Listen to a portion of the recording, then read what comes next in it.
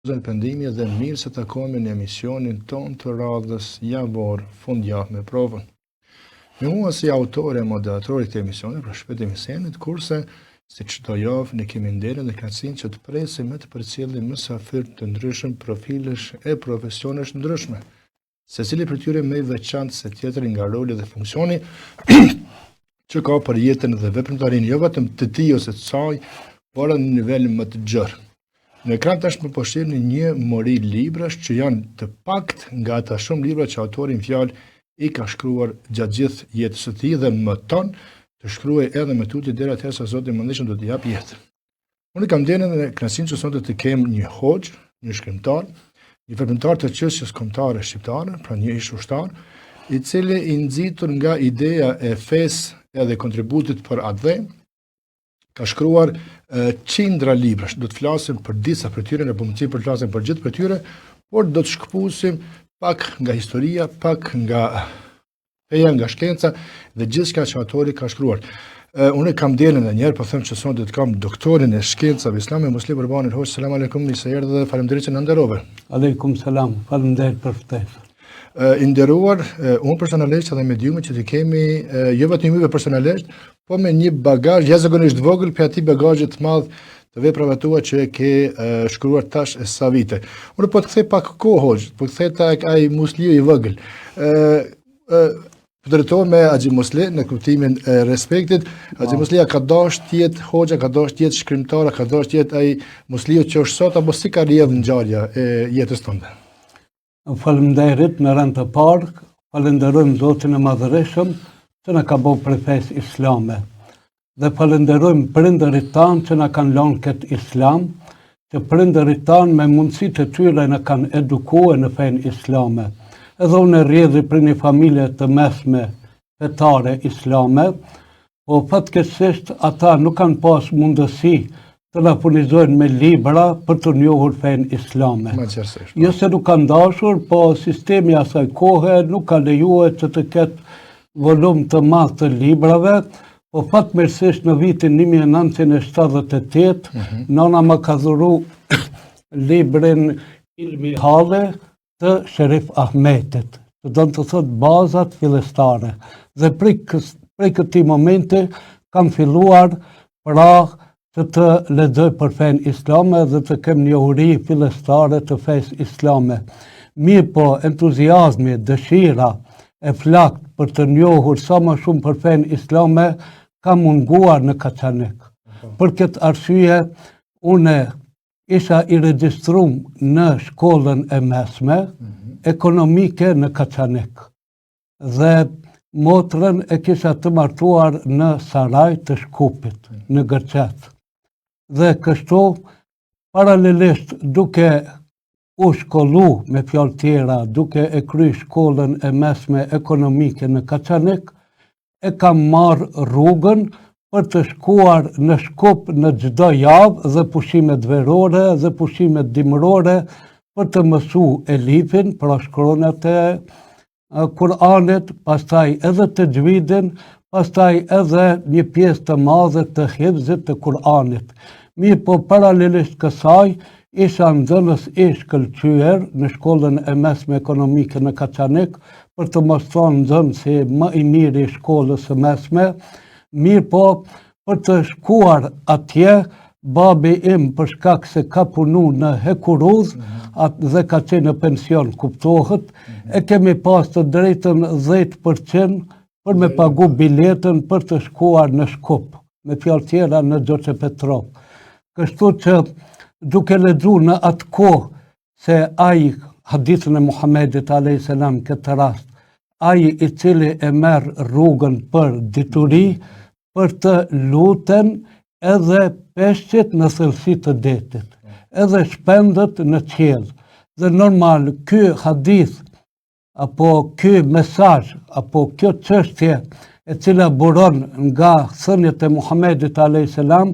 ka bërë që unë të shtuneve të shkoj te stacioni hekurudhor, të pres gjysmë orë apo një orë, pastaj të udhtoj me tren deri në Gjoçe Petrov, pastaj edhe të udhtoj në kamp 10 minuta, pastaj të hypi në autobus për 5-6 stacione, e pastaj me ecë në këmbë edhe 10 minuta për të mësuar një pjesë të leximit të Kur'anit prej hafëzit tem, Hafëz Halimi.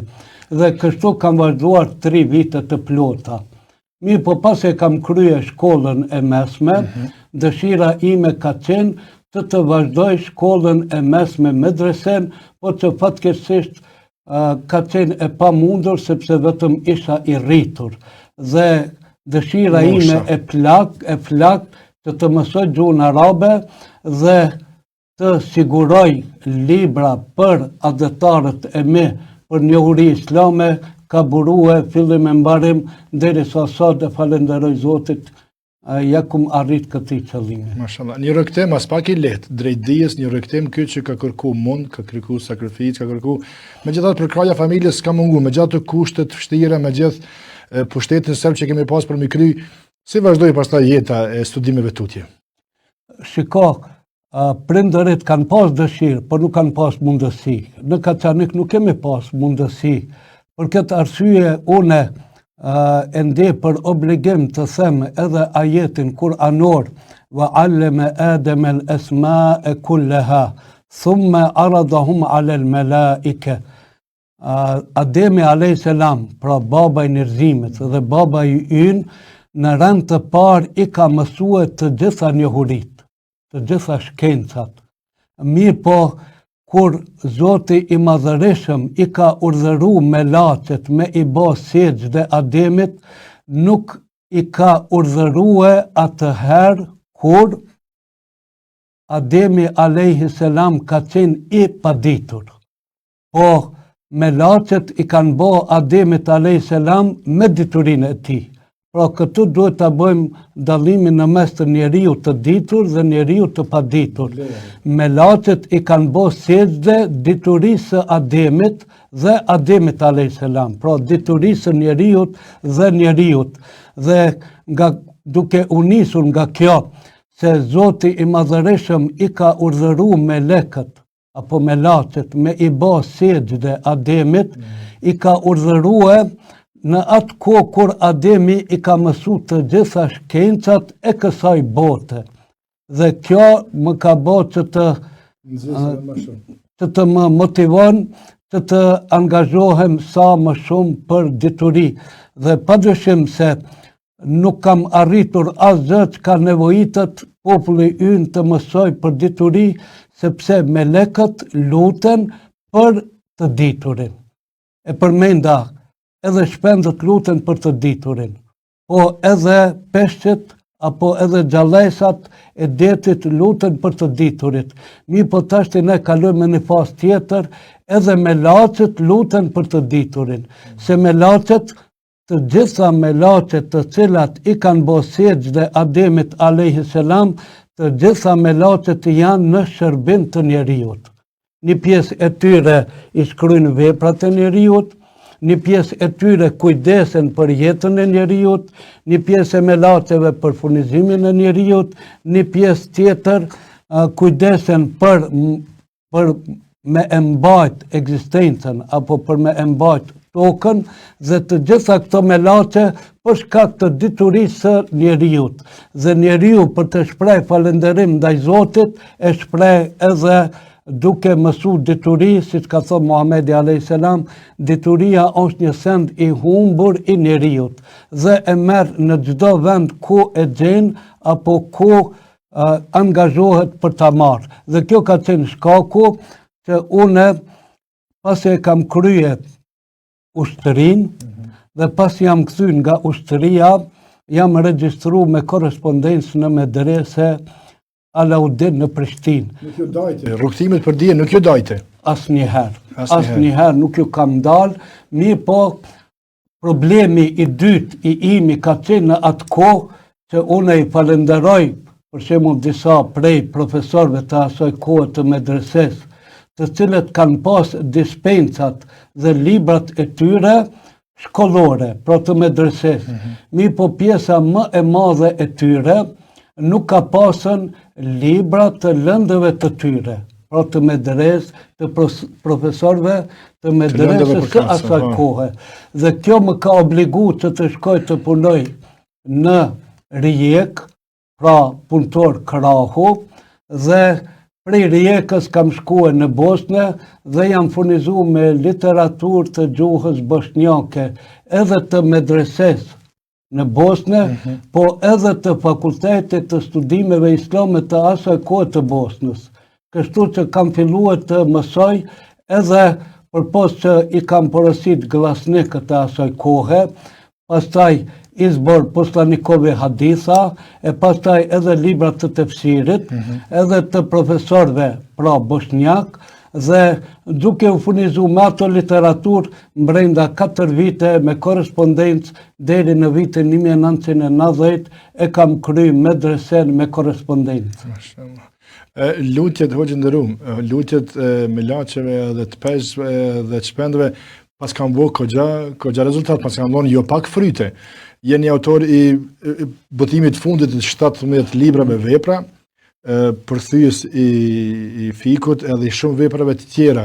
Përqëndromi pak të pjesa e inkuadrimit tuaj pastaj në shërbim të popullit gjithmonë, me dijen tuaj në shërbim të popullit se imam.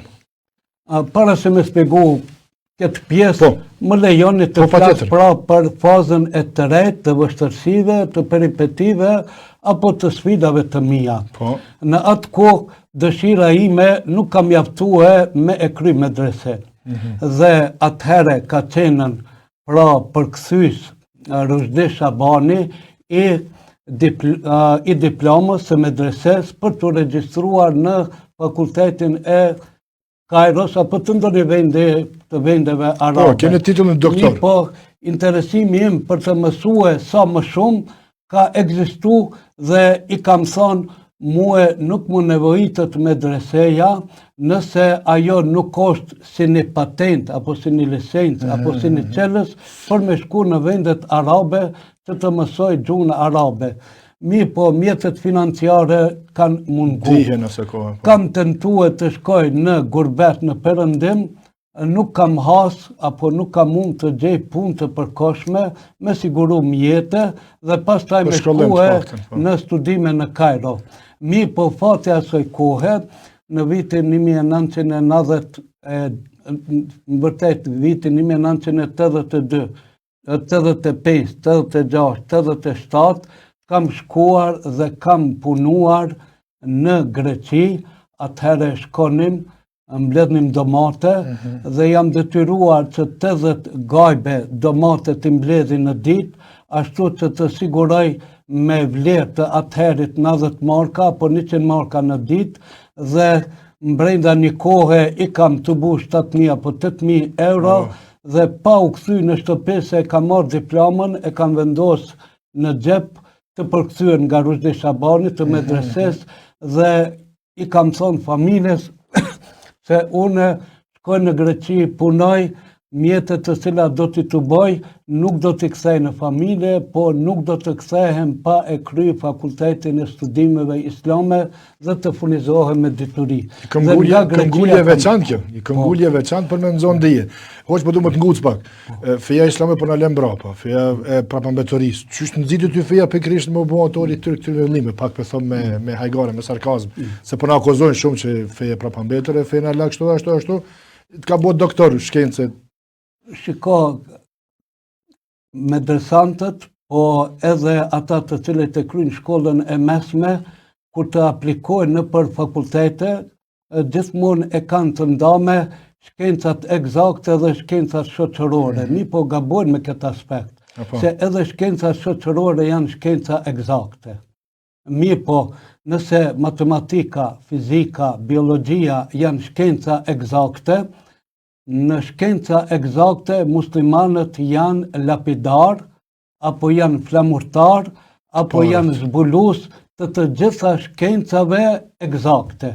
Sa i përket shkencave shoqërore, muslimanët në këtë shekull vetëm kanë betë mbrapa, po jo nga shkaku pse ato shtete kanë qenë shtete islame, po nga se ato shtete janë shtete laike, që do të thotë kur është shkëput feja nga shteti, atëherë vendet islame, po edhe tek ne kanë vetë mbrapa. Po shkencat shoqërore janë shkenca egzakte, nuk janë shkenca jo egzakte. Po sikurse disa prej bimëve për çdo vit bën fryte, ka disa prej bimëve për çdo 5 vjet bën fryte, edhe në shoqëri mundet me zgjat 50 vite, që një shoqëri me u reformu, me u zhvillue, kështu që populli ynë kur është shkëput prej fesë, ka mbet i prapambetur. Ndërsa sa ka qenë në fen islame, populli ynë ka qenë prej popujve i cili ka dominue në Ballkan. Nuk ka qenë i shtypur, por në momentin kur normal jemi okupue, lirisht mund e me thonë, nga Jugoslavia, apo nga mbretëria serbo-kroate slovene gjatë viteve 1912-1941, atëherë populli ynë ka stagnu.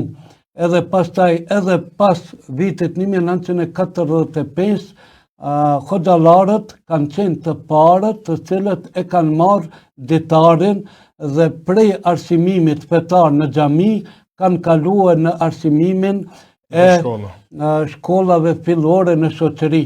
Dhe prej tyre pastaj kanë rezultuar gjeneratat e para që në vitin 1974, kur është hap Universiteti i Prishtinës, atëherë kanë filluar veç populli jonë që të zhvillohet, po normal Jugosllavisë nuk i ka konvenu kjo. Shqiptar të ditur s'ka dasht, po. Ashtu ne. Si hoq, kur niset aktivitetin tuaj, reprezentatin tuaj si hoq, për çfarë kohë deri në çfarë kohë?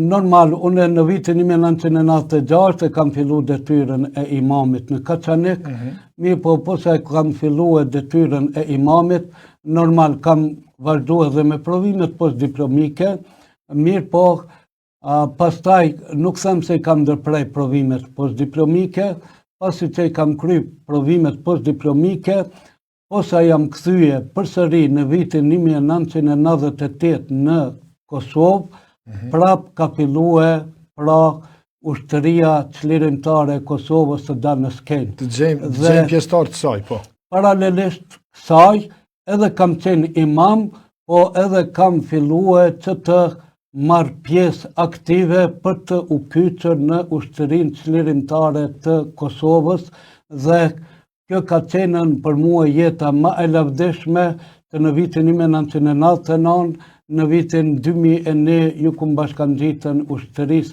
çlirimtare të Kosovës dhe asaj kombëtare. Nuk më kujtohet që përmend në vitin e diplomimit si doktor shkencës, diplomuar në Kairo? Në vitin 2004 në Kairo. 2004 në Kairo. Kontributi juaj dihet edhe para luftës çlirimtare, po gjatë luftës çlirimtare në Kosovë dhe në Republikën e Maqedonisë së Sotme të veriut. Cili është kontributi juaj si pjesëtar i UÇK-s, edhe si hoq, kuptohet paralel? Normal, të gjithë imamët në Kosovë, po edhe në Maqedoni, secili në mënyrën e vet ka kontribue në rend të parë në mobilizimin e ushtërisë çlirimtare të Kosovës, ashtu edhe me penë, edhe me pushk, po edhe në mobilizim, edhe në përkrahje, edhe në të gjitha format. Po une nuk kam dashur që të kontribuoj vetëm me fjalë, për këtë arsye kam shkruar këtë libër vepra, kam dashur që ta dëshmoj se nga 6236 ajete të Kur'anit, gjithmonë kur përmendet besimi, amenu, përmendet amilus salihat. Pra gjithmonë besimi ndërlidhet me veprën e mirë. Kështu që unë kam dashur që vepra e cila ka qenë në teori, pastaj edhe në shkrim, ta jetësoj edhe në praktik, dhe ju kum bashkangjitën ushtërisë çlirimtare të Kosovës, normal edhe kam qenën komandant i UÇK-s, po tek ne komandant e konsiderojnë çdo komandant, po kemi komandant të skuadrës, pastaj kemi komandant të togut, pastaj kemi komandant të kompanisë, e unë kam qenë komandant kompanie në ushtërinë çlirimtare të Kosovës, të kombëtare. I keni shkruar edhe çlirimtarëve, keni shkruar edhe dëshmorëve. E nisim me atë librin tuaj të parë. Cili ka qenë libri juaj i parë që keni shkruar dhe keni botu për të vazhduar tek pjesa e atyre librave që keni shkruar botu sot? Vepra përbohet prej 70 librave. Po janë të ndarë në 17 vëllime. Libri i parë në këto vëllime është libri besimit, për të vazhduar në librin Mellaçet e Zotit, për të cilat ju shpjegova krejt roli, detyrat, veprimet e mellaçeve, pra është libri Mellaçet e Zotit. Po pastaj e kam përfunduar duke ju përkushtue shokëve të mi të luftës, pra dëshmorëve të Rakosit në Kaçanik, dhe kam shkruar librin Dëshmorët e 9 prillit në Rakos dhe në lagje të re, në të cilën ofanziv apo betej kam marrë pjesë, dhe shokët të cilët kanë rënë dëshmorë, me të cilët kam pas jo vetëm komunikim, po edhe bashkëveprim, edhe angazhimin, edhe çdo gjë kemi bë bashkë, pra për organizimin e luftës në UÇK, kanë rënë dëshmorë, jam kushtuar atyreve, e në veçanti në libër i veçantë është për Fadil Çakën, pra për komandant Sharrin. Normal ai ka rënë dëshmor me djalin, me vëllaun e tij, po në të njëjtën kohë edhe baba i tij, edhe nana e tij kanë rënë dëshmor. Që unë gjithmonë kam thënë, është gabim që të ndahen dëshmorët edhe viktimat, sepse dëshmorin komandant Sharri e ka edukue baba i tij dhe nana e tij. Kështu që unë më shumë i konsideroj dëshmor prindërit të cilët i kanë eduku fëmijët e tyre për me ra dëshmor se vetë dëshmorët. Dhe normal e kum përfundue me kujtime lufte. Jeni edhe prozator, shkruani edhe poezi. Të mbetemi tek pjesa e luftës. Dihet numri saktë i viktimave, përgjithësi të vdekurve, qofshin ata ushtarë, çlirimtarë apo edhe viktimave kaçanikët me rrethin nga lufta e fundit? Ka ndonjë shifër të saktë? Unë nuk i kam këto statistika, jo se nuk jam marrë, jo se nuk i di, po këto ja vlojnë atyre të cilët mirën me statistika, sepse mundem me gabu në ndonjë shifër për mos me i hi hak. Përgjithësi e pata. Tek libra ku keni shkruar për dëshmorët e 3 majit ata, po? Për dëshmorët e 9 prillit. 9 prillit, po, më falni. Aty në janë të gjithë 63 dëshmorët. 63 dëshmorët, edhe ushtar, edhe dëshmor civil. Pra aty bën pjesë 63, vetëm për një ditë kanë ardhur dëshmor. Vetëm në Rakos dhe në lagje të re. Ndërsa nëse shkojmë te varreza të dëshmorëve në Kaçanik, pas përfundimit të luftës, numri aty ka arrit në numrin 94 dëshmorë. Edhe sot lirisht mundem me thonë 100 dëshmorë. Ndoshta edhe ndonjëri atje këtu, duke mos i llogarit dëshmorët të cilët janë në Han të Elezit, që në atë kohë pra kemi qenë së bashku edhe në Kaçanik dhe në Han të Elezit. Vepra, apo flasim për veprën, për gjitha fillimet nga pak, apo po flasim për fikun, për cilën po don me ndak pjesën më të madhe të kohës. Meritat janë padyshim për të gjitha, apo do të vazhdojmë për veprën, pasi që vëllimi i parë përbahet për besimin, vëllimi i dytë bën pjesë për ibadat, pra për fikun e namazit, të haxhit, të agjerimit, po në të njëjtën kohë edhe për fikun e zekatit. Ndërsa me njëherë vëllimi i tretë vazhdon me tregimet për fëmijët që gjyshja apo prindi, nana, brenda 365 ditëve ka mundësi për çdo natë të ja mësoj fëmijës një tregim nga Kurani, nga hadithi, nga jeta e sahabeve, apo nga historia e lavdishme e historisë islame. Kështu që vëllimi i tretë është vëllimi për me eduku fëmijën me tregime nga Kurani dhe nga hadithi. Pastaj për të vazhduar në vëllimin e katërt. Normal, vëllimi i katërt vazhdon me tër jetën e njeriut, se çdo njeri në botë, po edhe ne lindim, jetojmë, martohemi dhe vdesim. kështu që i kam përmbledh 3 libra, emërtoni fëmijët me emra të bukur, me fjalë tjera rregullat e lindjes së fëmijës, të drejtat e fëmijës në islam, kuptohet, edhe pastaj emërtimi i fëmijës dhe në këtë vëllim ban pjesë edhe nata e dhëndërisë. Unë me qëllim nuk e kam emërtue pra dita e martesës, po e kam titulluar nata e dhëndërisë me qëllim që të jetë dita e vdekjes dhe e varrimit, libra e fundit. Nga shkaku se çdo njeri lind, pastaj edhe martohet për të shtu lloje njerëzor, e që edhe populli jon ka nevojë pra që të riprodhohet apo që të zhvillohet. Për këtë arsye gjeneratat e reja të dinë rregullat e natës së dhëndërisë në islam. Pra duke filluar edhe për fejesën, po edhe për natën e dhëndërisë, edhe rregullat e martesës. Dhe në fund pra përfundon vëllimi me ditën dhe vdekjen e varrimit, që unë e them me jo me krenari, por nuk e them edhe me këtë ardhje. Muhamedi a.s. në hadith ka thonë një prej shkencave e cila do të harrohet para ditës së gjykimit është edhe trashëgimia, që në islam konsiderohet farz. Pra ashtu siç e kemi farz namazin, ashtu e kemi farz trashëgimin. Mirë po populli ynë shumë pak e ka praktiku trashëgimin siç paraqet në rregulla islame. Dhe e kam shkruajt librin Trashëgimia për fillestar, që ta ketë çdo fillestar në shtëpi, po edhe trashëgimia shkencë islame, me qëllim që imamët dhe ata të cilët e studiojnë islamin që të trashëgohet pasuria ashtu siç shihet në shariatin islam. Dhe një vëllim është i parapam për trashëgimin. Hoxha nderuar, librat ku mundna me i gjetë, ku mundna me i ble, ku mundna me shërbim me ta, ku mundna me përfitu prej tyre. Përveç faqes në internet, ose nuk do të përmenim, në Facebook e keni doktor Muslim Urbani faqen ku njerëz që janë të interesuar për dije mund të ndjekin dhe mund të përfitojnë dije, po librat konkretisht pjesën fizike të librave ku mundna me i gjetë, ku mundna me shërbim me. Unë e tregova edhe më herët sfidat apo peripetit para lufte për çështjen e furnizimet me literaturë e cila më ka mungu.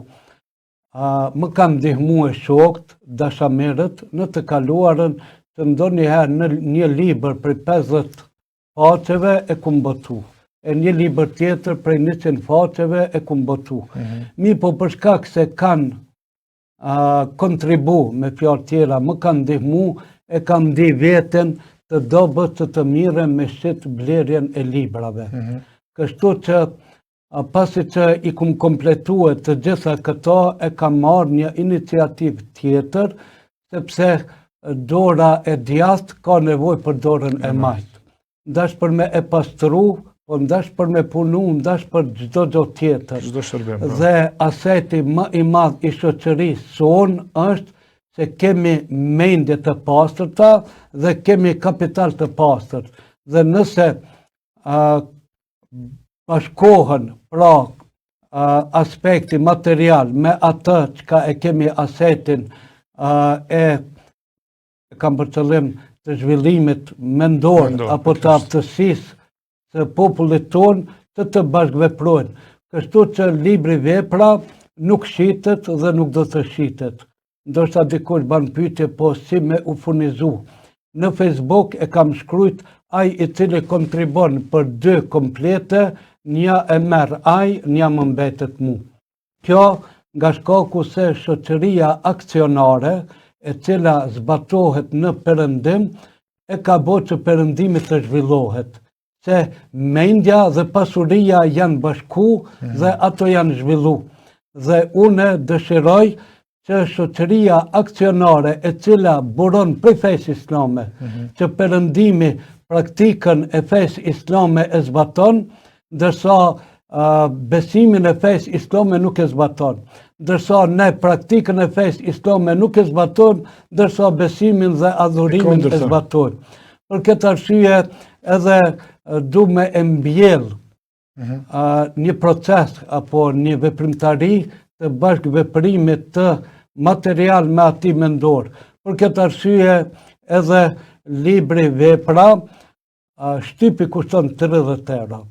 Vetëm shtypi, duke mos e llogaritën shkrimin e kohën e shpenzimet ato duke mos i llogarit, po ai i cili kontribon 60 euro, ai e merr një komplet dhe unë e them kontribim apo kontribut për botën tjetër, sepse ne siç kontribojmë për njëri tjetrin në këtë botë me u zhvillu, duhet të kontribojmë me njërin tjetërin në shoqëri aksionare për botën tjetër, që në botën tjetër edhe ata të cilët kanë pasuri të shpërblehen, edhe ata të cilët kanë njohuri të shpërblehet.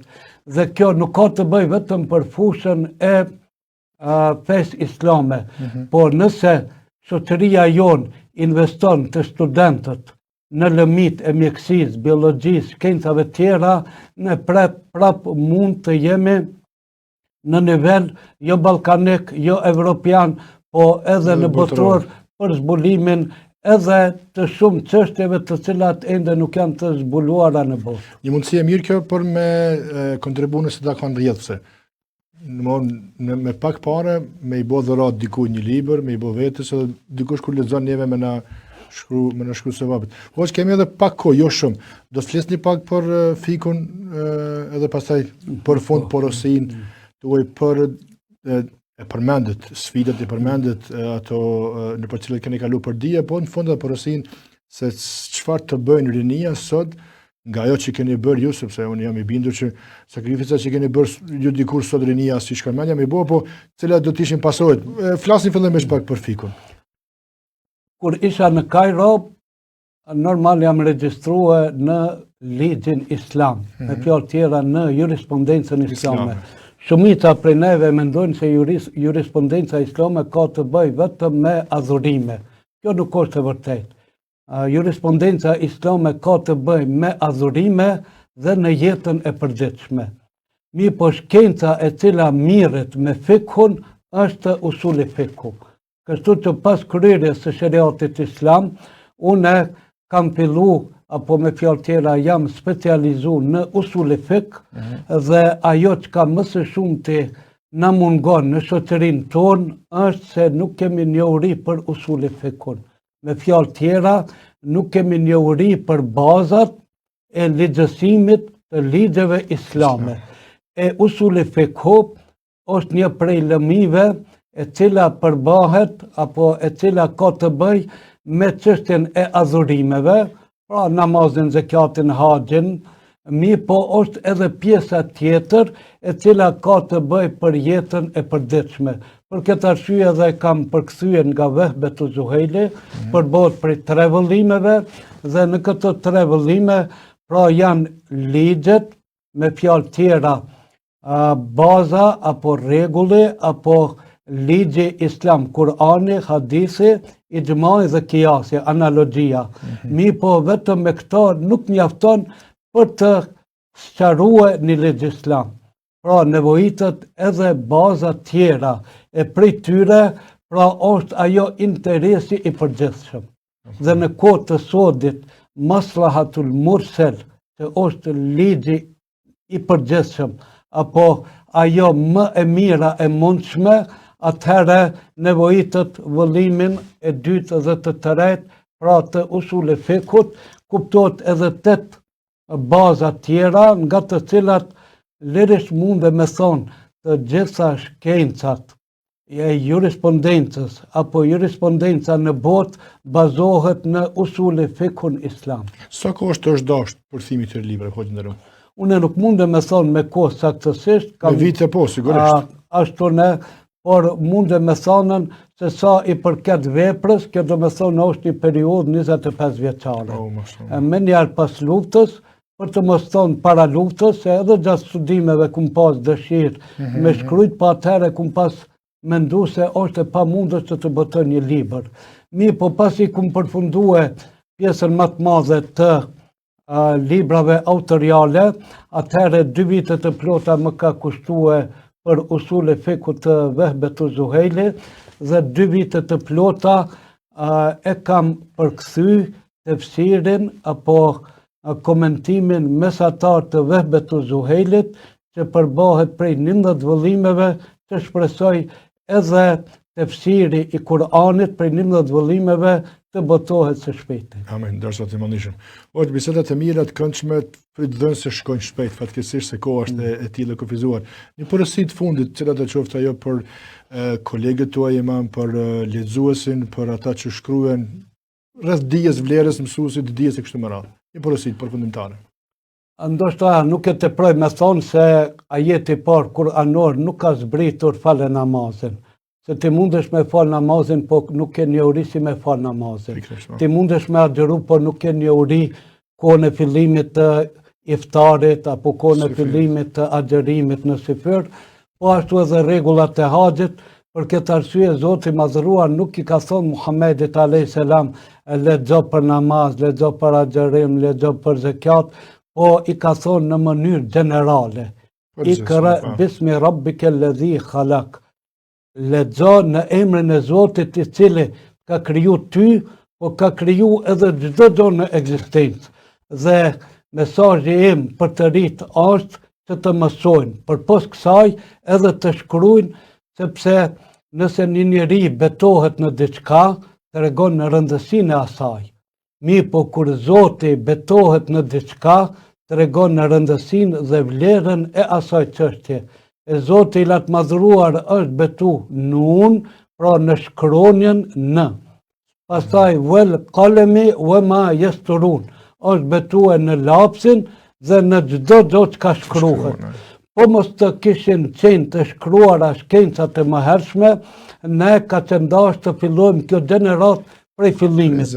Dhe njeriu nuk do ta kishte arrit shkallën e khalifetun fil ard. Khalifetun fil ard do të thot me e menaxhu tokën, me e qeveris tokën, me e udhëhet tokën. Dhe këtë unë e baj analogji dhe mesazh për të rit, nëse dëshirojmë ta menaxhojmë shoqërinë tonë, shtetin tonë, atdheun tonë, vendin tonë, atëherë duhet të lexojmë jo vetëm shkencat fetare, po edhe ato shoqërore, po edhe në të njëjtën kohë duhet të shkruajmë dhe t'ju lëmë gjeneratave të ardhshme që karavanin të cilën e kanë filluar gjeneratat e ardhshme për përmbylljen e pavarësisë së Kosovës, ta çojnë deri në fund në zhvillimin e vendit tonë, atdheut tonë të Kosovës, dhe kjo nuk arrihet ndryshe përpos me lexim dhe me të shkruar.